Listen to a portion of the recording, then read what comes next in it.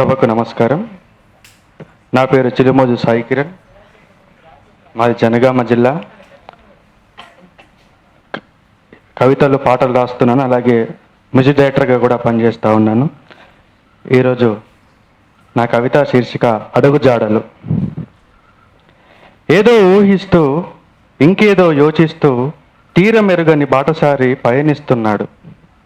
ఏదో ఊహిస్తూ ఇంకేదో యోచిస్తూ తీరమెరుగని బాటసారి పయనిస్తున్నాడు.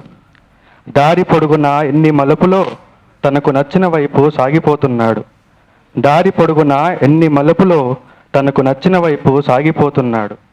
ఎన్ని మైళ్ళ దూరమైనా పర్లాంగు దాటగానే మళ్ళీ కొత్త మలుపు తీసుకుంటున్నాడు.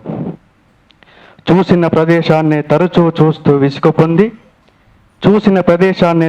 చూస్తూ విసుగు చెంది నూతన ప్రపంచంలోకి వెళ్ళాలని వింతగా అత్యాశతో నడుస్తున్నాడు.